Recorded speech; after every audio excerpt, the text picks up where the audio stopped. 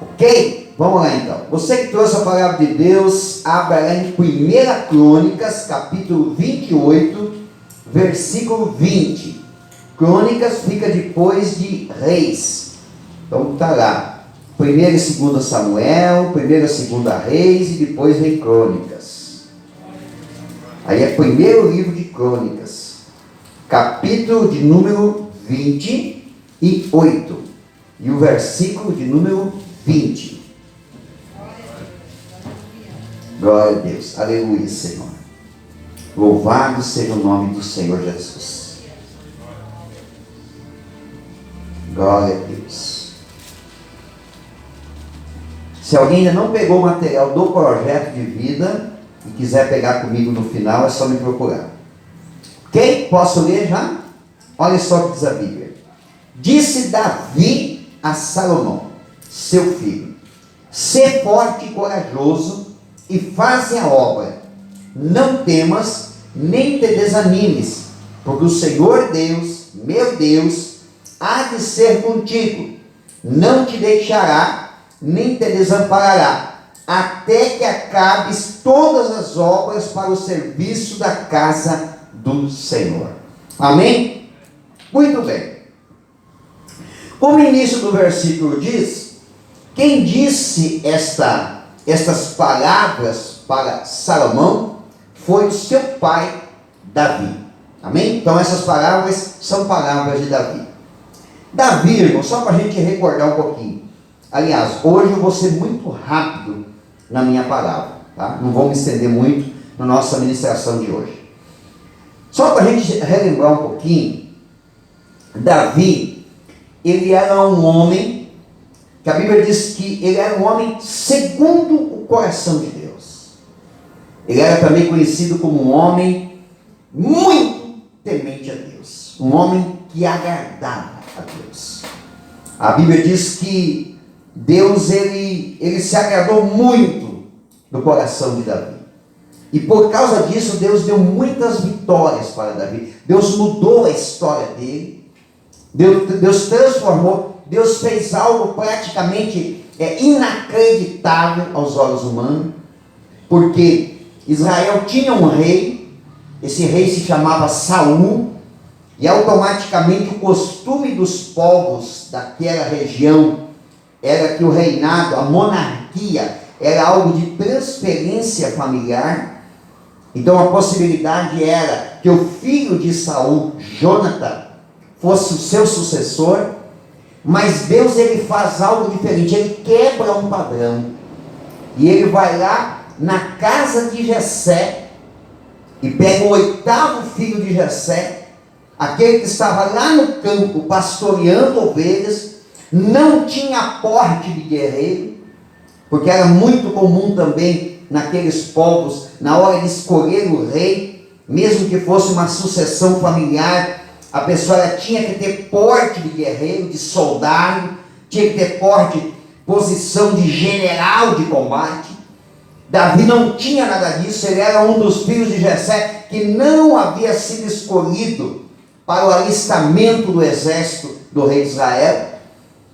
Ele praticamente não era lembrado, porque no dia que Samuel chegou na casa de Jessé, todos os filhos de Jessé vieram para sentar-se à mesa, menos Davi.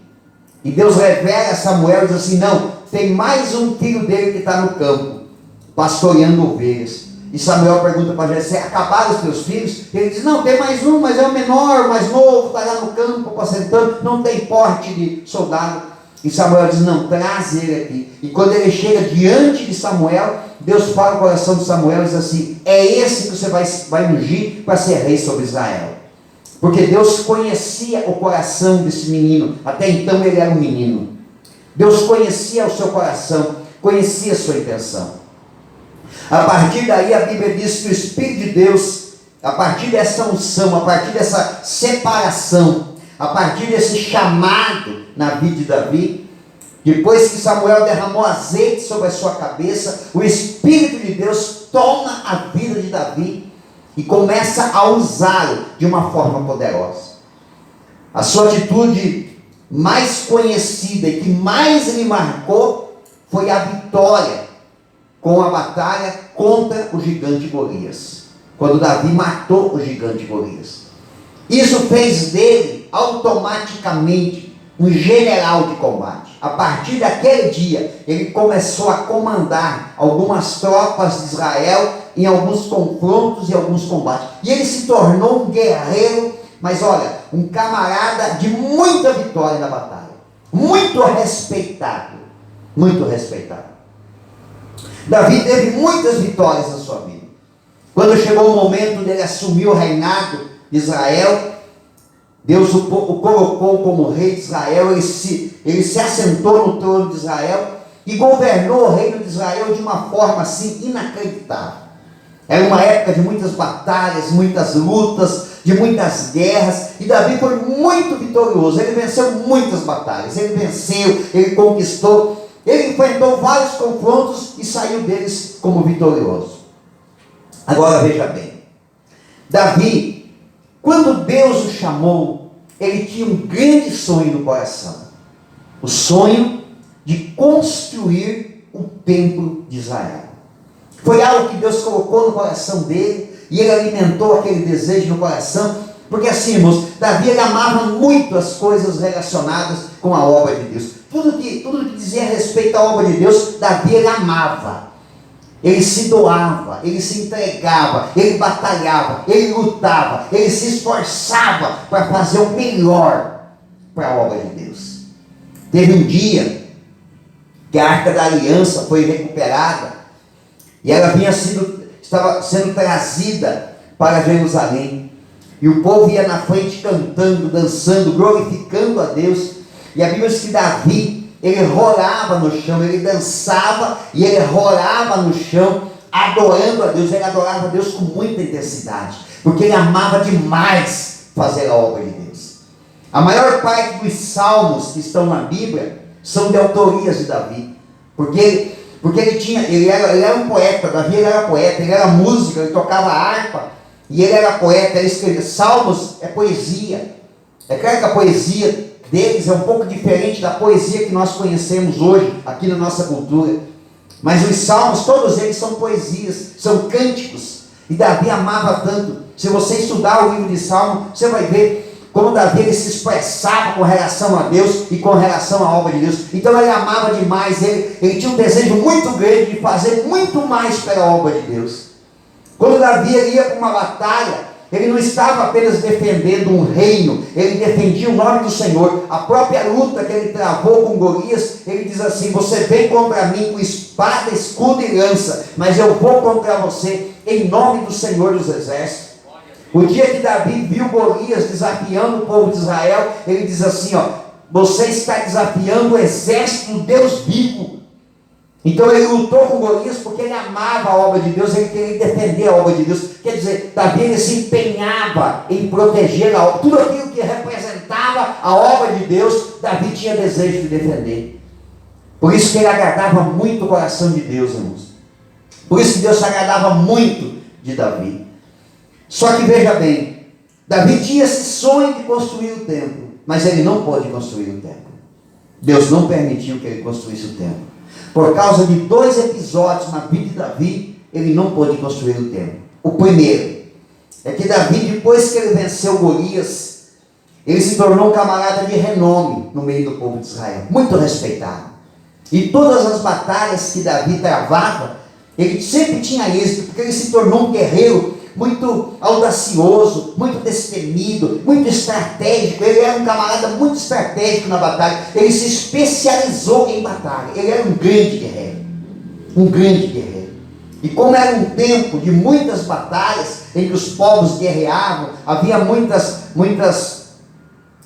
povos que eram bárbaros. Era um tempo, a gente ouvindo assim, irmãos, a gente pode dizer assim: poxa, como é que ele era um camarada que agradava tanto o coração de Deus, se ele era um camarada que brigava, que lutava com muitos povos? Irmãos, nós estamos falando de uma cultura diferente, de um povo diferente. Você, quando assiste um filme que tem bárbaros, você pode fazer uma pequena ideia do que era a situação. Era do tipo assim: ou você reage, ou você se defende, ou você tem estratégia, ou você é estraçalhado. Não havia muita ética nas batalhas, não. Não havia muito respeito nas batalhas. Eram coisas terríveis. Aqueles bárbaros, eles invadiam uma aldeia, eles matavam os homens, eles roubavam os animais, levavam os mantimentos, estupravam as mulheres, levavam as meninas cativas como escravas. Nunca ninguém mais via, nem sabia para onde andava. É só avaliar um pouquinho, irmãos. Anos antes, quando o povo de Israel estava no Egito, o que o faraó mandou fazer? Não mandou pegar os meninos e matar os meninos. Obrigava os próprios pais a matar os seus filhos quando era menino.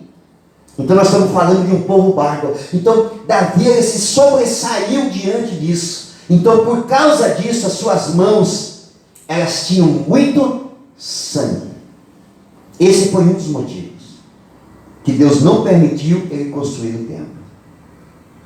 O segundo motivo é que Davi, ele era um ser humano, mesmo sendo um camarada que Deus amava muito, que Deus contava com ele, que Deus conhecia o coração dele, mas Davi também tinha suas fraquezas.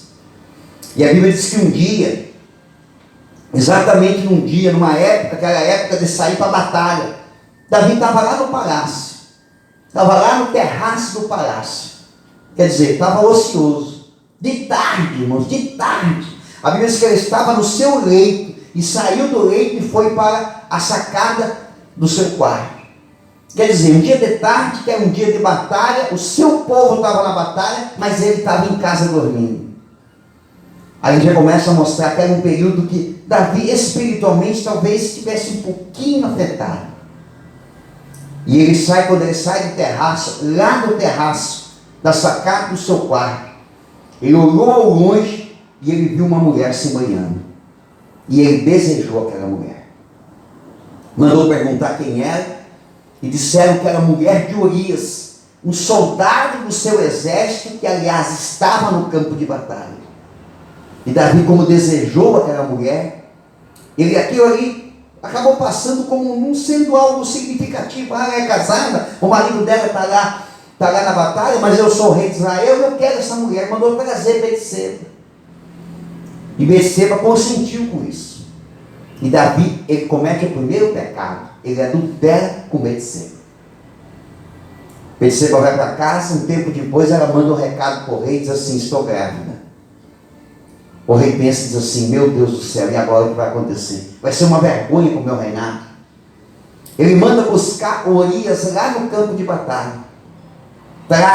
Coloca um Urias diante dele no palácio. Ele dá um monte de elogios para Urias. Você é um bom soldado, você é um bom camarada, eu quero te recompensar, porque você está arriscando a tua vida por causa de Israel. Eu quero te recompensar, você é um cara bom.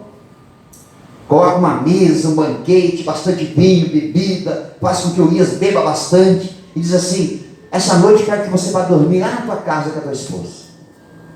Querendo que Urias fosse para casa, dormisse com a esposa, e depois acreditasse que o filho era dele.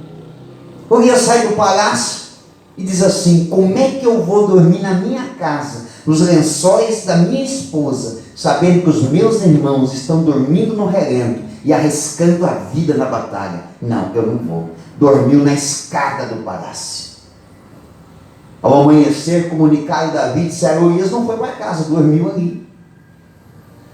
Davi te manda chamar, diz assim: Urias, você não foi para casa? Ele disse: não, como é que eu vou para casa se os meus irmãos estão no campo de batalha arriscando a vida? Como é que eu vou dormir lá com os lençóis brancos, com a minha esposa, sabendo que os meus irmãos? Não é digno isso.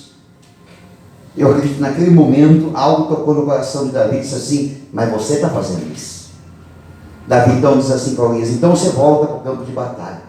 Ele chama um comandante e diz assim: ó, coloca Urias diante do confronto, e no mais quente do confronto recua os escudeiros e deixa Urias morrer. O comandante seguiu as ordens e Urias morreu. Depois de Urias ter morrido, ele espera passar o tempo do luto de Betseba e traz Betseba para o palácio e assume ela como esposa. A partir dali, Deus ele manda um profeta chamado Natan. Eu acredito que Davi está assim, ele está Eu acho que subiu um pouco para a cabeça dele, acho que ele está meio desnorteado. Ele perdeu um pouco a noção do que estava fazendo. Deus levanta um profeta. Você vê que profeta ele nem sempre tem missão agradável para cumprir. Às vezes tem missões difíceis para ser cumpridas. Deus levanta um profeta chamado Natã. Natã marca uma audiência com o rei. O rei o recebe no palácio. Natã chega para o rei e diz assim: rei, eu trago uma questão para ti, rei, que é um homem sábio, entendido, experimentado, que tem a sabedoria e o discernimento do Espírito de Deus. Eu lhe trago uma causa para você me dar uma direção. Ele diz assim: havia um homem fazendeiro que tinha muitas propriedades e muito gado, ovelhas e muitos rebanhos. E ao lado da sua fazenda, um homem muito pobre que tinha apenas uma ovelhinha. Esse fazendeiro um dia recebeu um visitante, um viajante, um amigo que veio de longe e resolveu pernoitar na sua fazenda. E o fazendeiro disse: eu vou oferecer algo para você comer. Mandou os empregados ir até o campo onde estava aquele homem que tinha apenas uma ovelhinha, tirou a sua ovelha, matou e mandou preparar a carne e deu para o seu amigo viajante.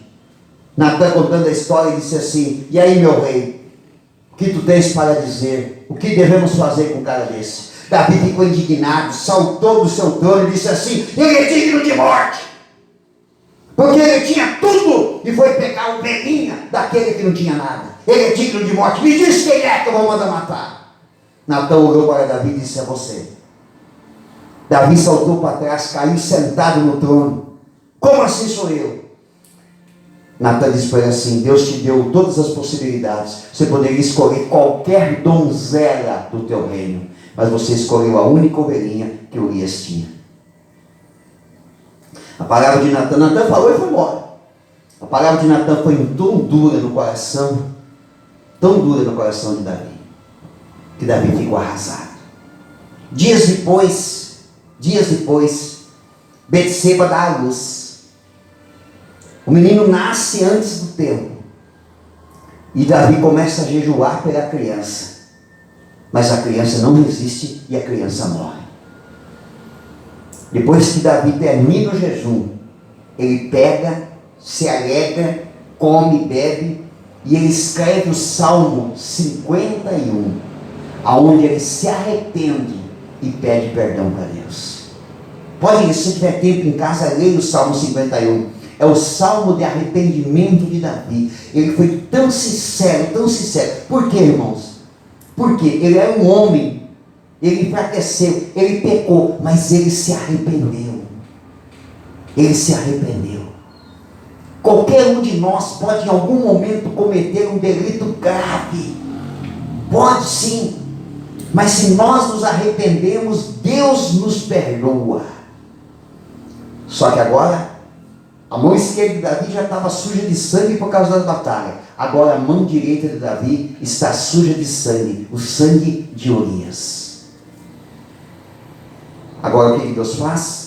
Deus permite que Betseba, agora sendo esposa de Davi, legalmente, ela novamente engravide. E ela engravida de um menino. E esse menino passa a se chamar Salomão. Davi então não é permitido por Deus construir o templo. Por quê? Porque alguns pecados nossos são perdoados, mas eles têm consequência. E nem sempre nós somos livres das consequências dos nossos erros cometidos, irmãos.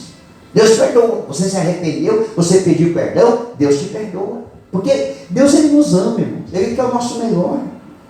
Ele não quer, Deus não é um Deus de castigo, mas o nosso erro tem consequência, e nós temos que arcar com a consequência. Deus perdoa, mas tem a consequência, eu tenho que arcar com ela. Você pode ver, irmãos, aconteceu parecido com Moisés. Moisés sonhou tanto em conduzir o povo de Israel para a terra de Canaã. 40 anos marchando com esse povo, e olha que esse povo de Israel não era fácil, era osso duro de roer. Moisés fez tudo certo. Você viu uma coisa que ele fez errado. Um dia que Deus disse para ele assim, faltava água, não tinha água para ninguém beber. E Deus disse assim, vai lá e fala com a rocha. Por quê? Um período antes, eles tinham chegado num lugar que não tinha água. E Deus disse assim: pega o teu cajado, vai lá e fere a rocha. Moisés vai lá com o cajado e ele fere a rocha e sai água. Uma simbologia do que Jesus passou na cruz do Calvário. Porque o soldado feriu Jesus e do lado dele saiu sangue e água. Mas Jesus foi ferido uma vez só. Uma vez só. Na segunda vez, Deus disse para Moisés: não fere a rocha, fale com a rocha. E Moisés estava tão indignado com o povo, que ele chegou, e ele, além de ferir a rocha, ele feriu a rocha, mas com indignação. Ele estava furioso. Saiu água, mas ele perdeu a oportunidade de entrar na terra de Canaã. Porque com essa atitude ele envergonhou o nome de Deus. Então, atitudes erradas nossas, Deus perdoa, perdoa. Quando a gente se arrepende de verdade, Deus perdoa. Mas algumas delas, não são todas, mas algumas delas têm consequência. Consequência. Então teve uma consequência pesada para Davi. Você não vê Davi choramingando e reclamando, não. Ao contrário, você vê um camarada maduro tendo um posicionamento correto.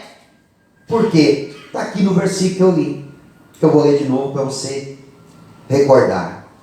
Disse Davi a Salomão, seu filho: sê forte, corajoso, e faze a obra.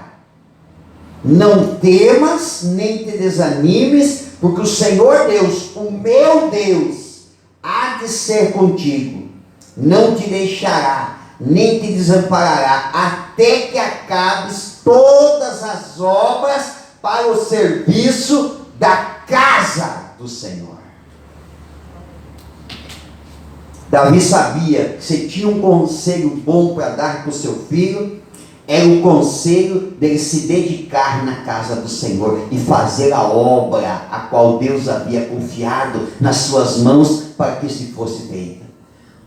O reinado de Salomão foi o oposto do reinado de Davi. Foi um reinado de paz e foi um reinado de muita riqueza. Foi diferente. Houve paz. O reinado de Salomão foi um reinado de paz, um reinado de prosperidade, um reinado de sabedoria. Salomão ficou conhecido pela sua sabedoria e pela sua riqueza. Vinham povos de tudo quanto era lado, onde era possível alguém viajar e chegar e vir até Israel, eles vinham. Para duas coisas: primeiro, conhecer a sabedoria de Salomão, e em segundo lugar, trazer as suas riquezas e oferecer para Salomão. Ele se tornou muito rico. Não só Salomão, a obra de Deus, porque Salomão também se dedicou a fazer a obra de Deus do jeitinho que Davi deixou a planta para Salomão. Salomão fez a obra de Deus, construiu o templo, do jeitinho que Davi deixou, porque ele ouviu o conselho do seu pai.